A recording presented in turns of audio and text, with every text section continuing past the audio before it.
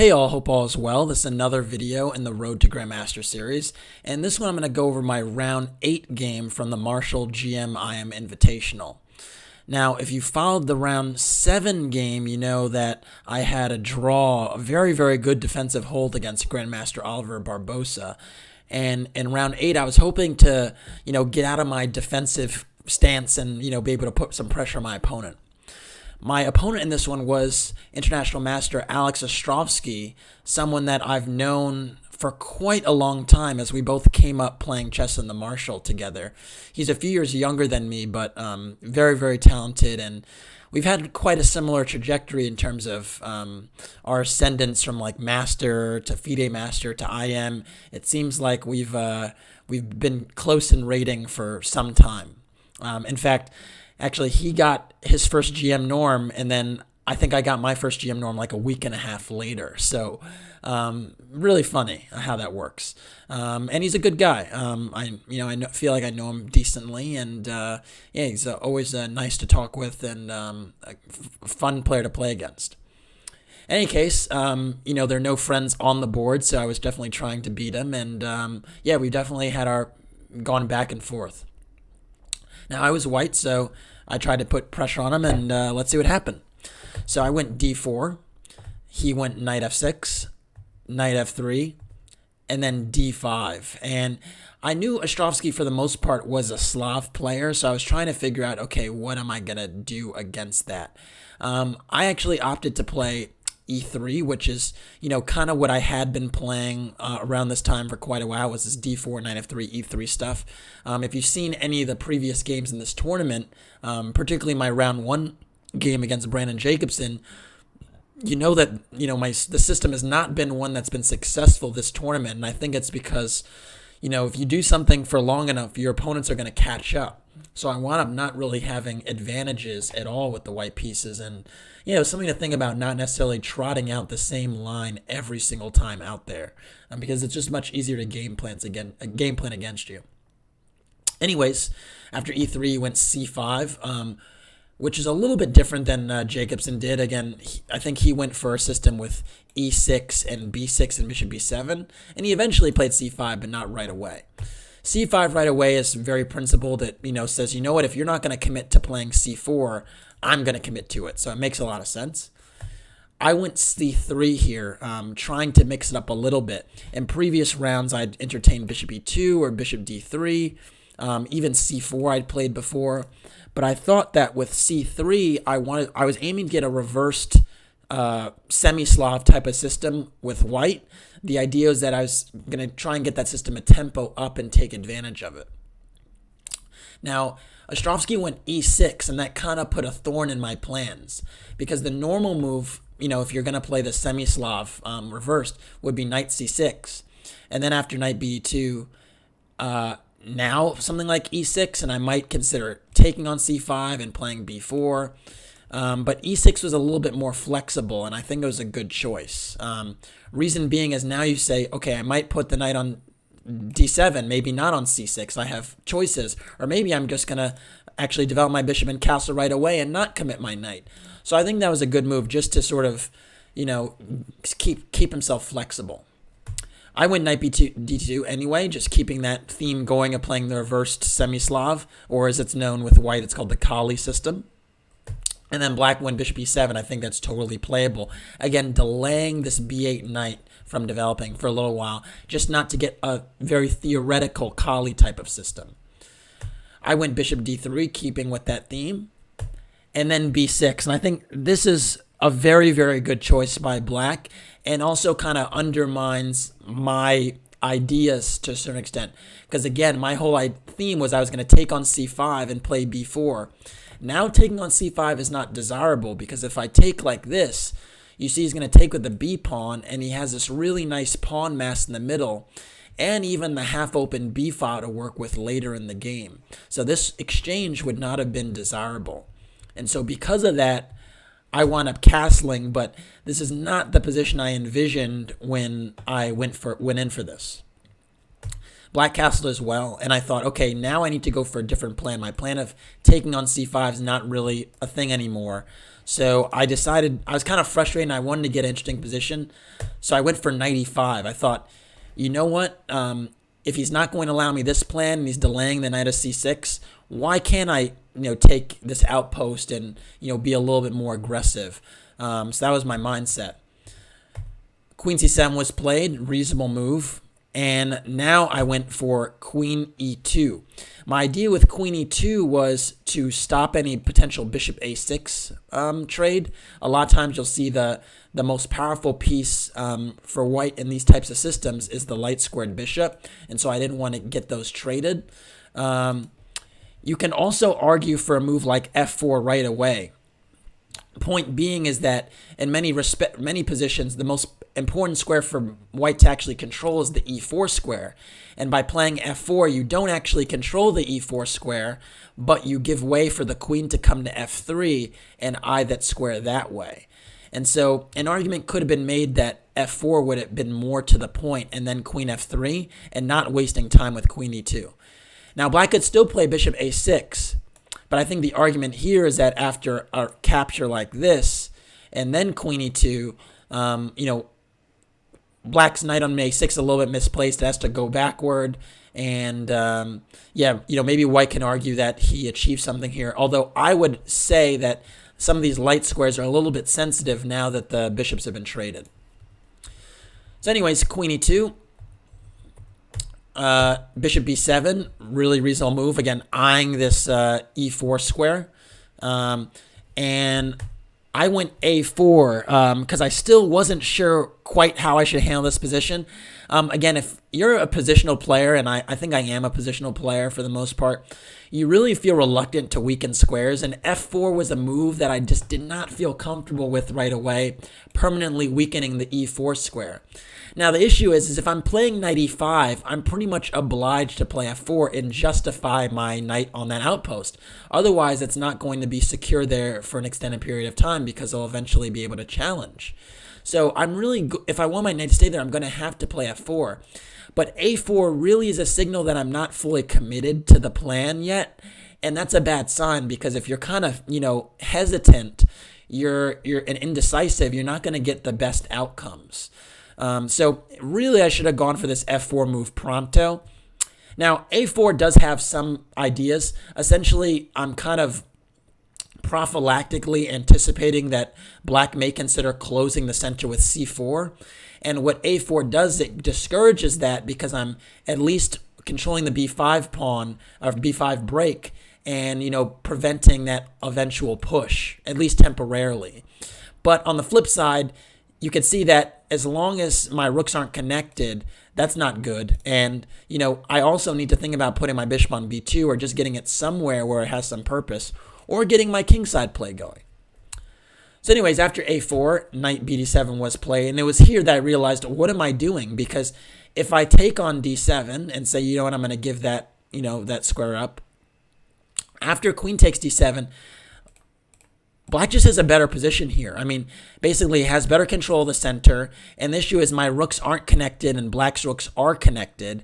And basically, if I move my knight away from f3, then black gets the e4 square, and he can dive into e4 at some point and, continue to maintain a good position. Even here, it's playable because a position like this is just better for black. I mean, you might say, well, what about the double pawns? Well, to that I'll say, look at this weak diagonal and look at the two bishops. Those things matter. And this knight on e5 is not going to be secure because it can be kicked away with f6. So this is the type of position that is not desirable. And if I can't take that knight, you can just see the knight is very annoying here. So really, I was like, at this point after knight b7, I was like, you know what, I got to kind of justify the setup. And I went, after takes on d7 and knight takes, I actually went for f4, trying to say, you know what, well, I have some more space in the center, and I'm going for some initiative on the king side. Now, if I was actually really fully committed to this, it would have been smarter to go f4 right away, but you can see that my indecisiveness really played a part. And this is a much better version of what I did. I mean, I basically traded a piece and then played f4. But if you want to get this initiative going, you really want the knight as an anchor eyeing the king side. So just not good decision making here. Now, anyways, after takes in f4, black went knight f6 back, just immediately eyeing the weakness that I've created with the e4 square. Yeah, I'm in a worse position here, but I tried to make some things happen.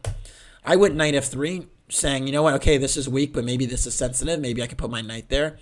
And I also thought I need to get my bishop out to clear the way for my rooks to be connected. Now, another way you can entertain developing the bishop is to play b3. But I thought that would really be a bad move here because I'm weakening dark squares on the king side, and in particular the c file. So after a move like c takes d4, the c3 pawn is hanging, so I have to take with a c pawn. And now rook c8, and this c3 square in particular is very, very sensitive, and I'm just not buying. I'm not buying this position at all. I'm just not. So I just didn't like b3. I thought I had to passively develop it via d2. So after knight f3, knight e4 is played, and you can see black has this wonderful outpost on e4. I went bishop d2 anyway. Point being, I thought that if the knight took on d2, this bishop on d2 wasn't doing so much, so maybe it's not a big deal to be down the bishop pair. Black played a5, kind of agreeing with me that this bishop on d2 is not mission critical to be captured. And I wound up playing bishop e1, which is a kind of a Dutch strategy. The point is to get the bishop around, swing it around to the king side, and get rid of that bad bishop, and then argue you don't have any bad pieces. But the issue is, in addition to having this bad bishop for now, I also lack space. And what this a5 move does is it takes more space on the queen side and entertains an eventual c4 push, and then black prepares b5 and tries to really squeeze me on the queen side. This b2 pawn in particular will be a real weakness if the queen side opens up. So I really, really was not pleased here, but I just had to make the most of it and say, you know what, this queen side, initiative might be coming. I need to get something rolling on the king side so that black stays a little bit distracted. So after bishop e1, black went bishop d6. Fair enough. And I went bishop g3, trying to, influence this diagonal, connect my rooks finally. And I wasn't so concerned with knight takes g3 because I thought, well, maybe the h file could be an asset for me if that opens up. Black wound up playing f5, which I think was a really, really good choice because it kind of stomps out any dreams I had of a counterplay on this diagonal with this bishop. Now this bishop is completely shut out for forever, basically. And you can see both my bishops here are considerably worse than black's bishops. So that's really the issue here is in addition to having space, I also am not really having counterplay right now, so I have to get something going. I went knight d2, saying, you know what, now I need to get rid of this knight pronto to get any chance of getting anything going. Black played knight takes d2, and after queen takes d2, played bishop a6, and this maneuver is textbook.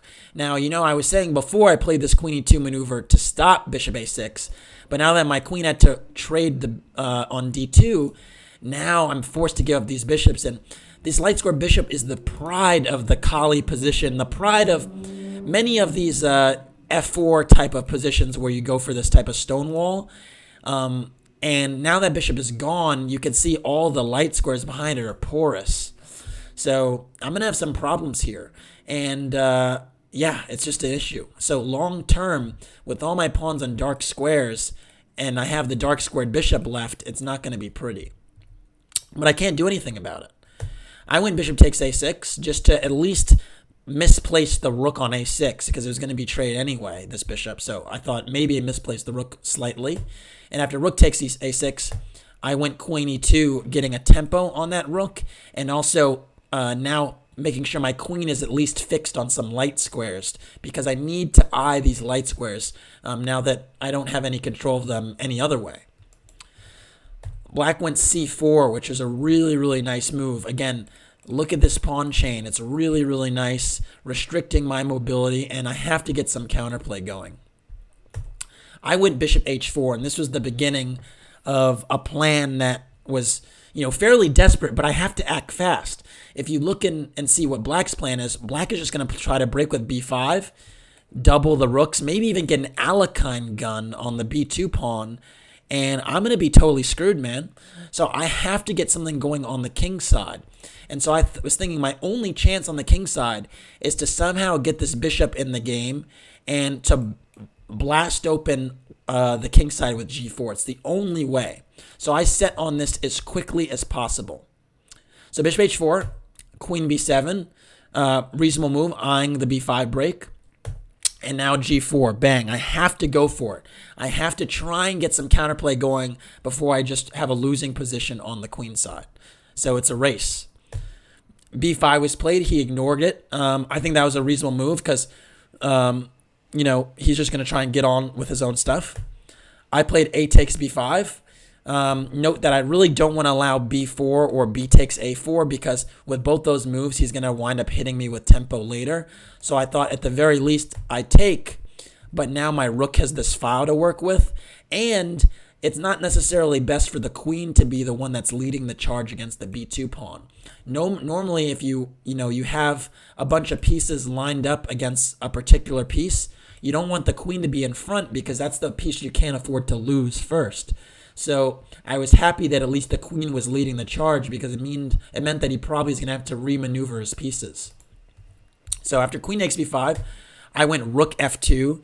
And now you can see I also am trying to defend the b2 pawn horizontally. So the point was I thought I can defend this horizontally, think about going king h1, think about going rook g2, and hopefully attack and defend at the same time.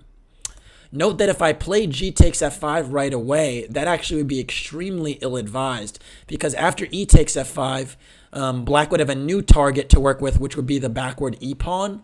Not to mention the fact this rook on a6 might even be able to defend Black's king side horizontally as well. So I did not want to, rush with that exchange.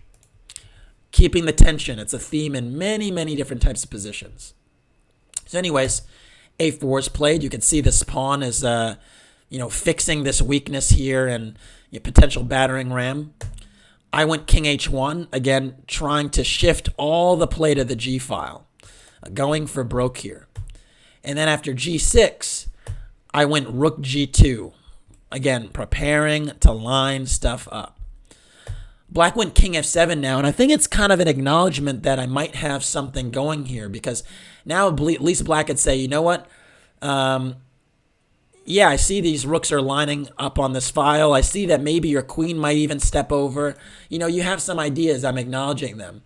I'm not sure if king f7 was totally accurate. It might have been better to just keep on with what he was trying to do. But I was happy to see this move because it slows him down a little bit. So now I went rook ag1, piling up more pressure, and I felt pretty good here from the standpoint. This is probably as good as it's going to get, given my failings on the queen side. And now at least I have pretty good coordination on the g file. And in the meantime, Black's queen is relatively far from the king, and so is this rook. So, typically, if you just count pieces around a particular side of the board, sometimes that could tell you whether your initiative is going to work or not. Now, I do, have really bad light squares, very weak light squares. So, not everything is in my control here, but I did think I was doing some of the right things to try and get something going. Black went a3. That was kind of the plan all along. Ultimately, if I defended the b2 pawn really well, which I did do, he was going to need to open and open the files with a3 so that his rooks can get active. The other thing is that after this trade, you might say, oh, you're trading the last pawn that's weak. Well, it's not actually true. The c3 pawn is also very weak, and so attacking the base of the pawn chain makes sense. I took because I can't allow the pawn to a2. And then after rook takes, you see I have a new problem. The c3 pawn is an issue. I played bishop g5, just ignoring that pawn, and my concept was actually to go bishop h6 and h4, h5, continuing to try to blast open this position. There's no time to defend pawns that are going to be lost anyway, so I thought I got to keep going, even though I'm probably in a losing position. Black played rook a8. I think that actually makes a lot of sense. Again, note that if you play rook takes c3, I can go bishop h6. And then if you move this away, I have some ideas. I was thinking that one idea, well, there's a few ideas, but one idea might be h4, h5.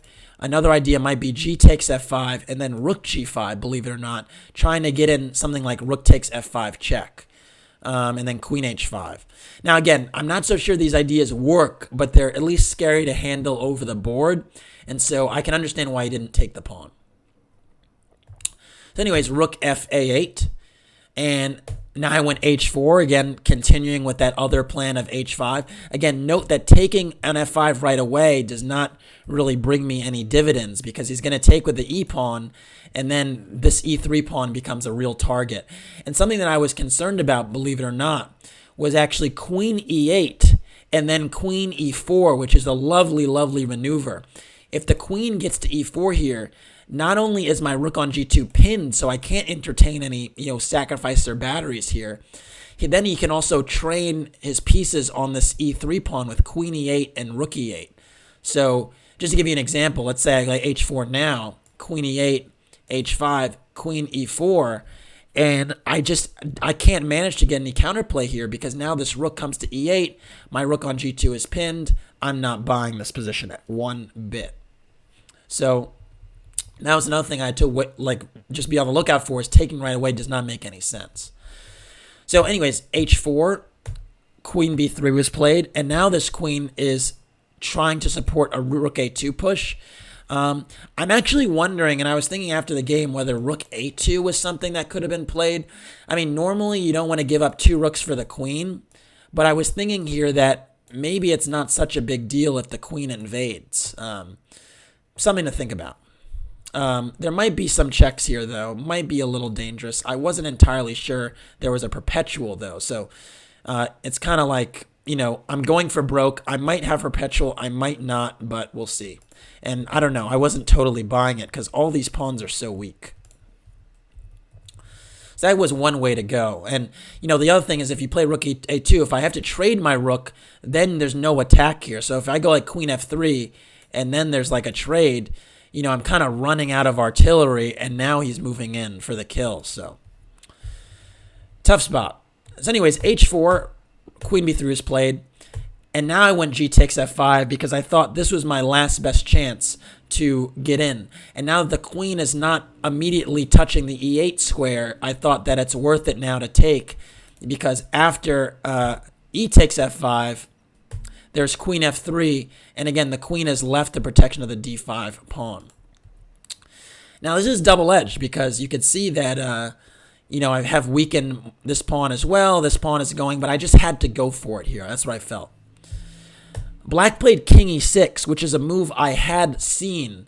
It's kind of funny, bring the king towards the middle, but it's actually pretty good move protecting this pawn and still introducing ideas here.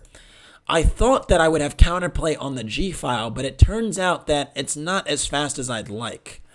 I went h5 just because I have to go for it. I have to break this open somehow. And then black went rook a1, and you can see here that trading these rooks before I blast open on the g6 pawn nullifies some of my attack. And the issue is, again, these endgames, all my pawns are in dark squares. All of black's pawns are on light squares. And it's just a huge problem given the bishops. So I kind of have to keep this going. So I went h takes g6, still trying to pry open the position. And then he went rook takes g1, rook takes g1. And now h takes g6. And here I realized I have a new problem.